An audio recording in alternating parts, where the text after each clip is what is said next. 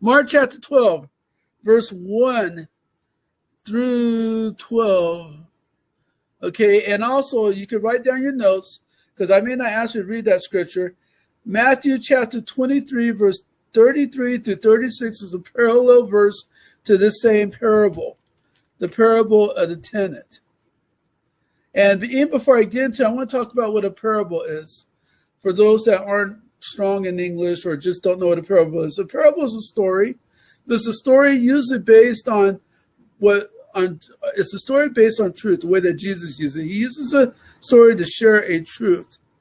Now, what's the difference between a parable and a fable?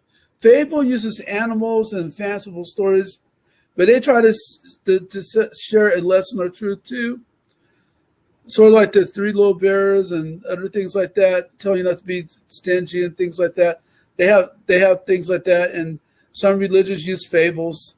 Some pagan religions use fables. Jesus used parable. He used this English vehicle to use situations that people were familiar with, to use things that people were familiar about, stories that people were familiar about, most likely true stories, not made up things.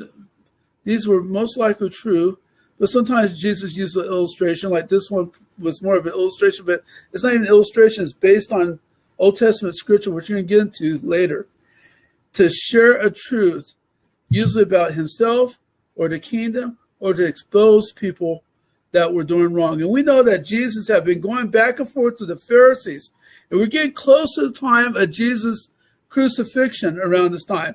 And Jesus just was snowballing it with the Pharisees and the Sadducees and the Herodians that are trying to find ways to trap him so they could arrest him and put him in jail and possibly even kill him.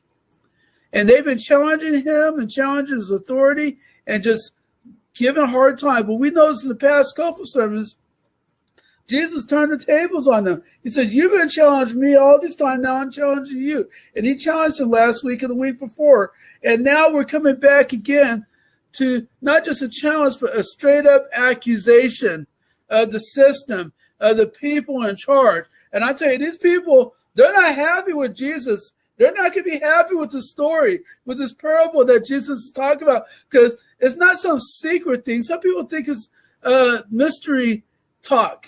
But mystery talk is you have a story that has a secret, hidden agenda. You have to dig and find the agenda. No, this is not like that. They knew exactly what Jesus was talking about. It was clear. Disciples knew what he was talking about because they knew the scripture. The people knew the scripture. And the religious leaders certainly knew the scriptures and knew what Jesus was talking about. And this helped lead to trouble because they wanted to arrest him and probably kill him after this. So let's go on and listen to what happened. The tenants versus the owner.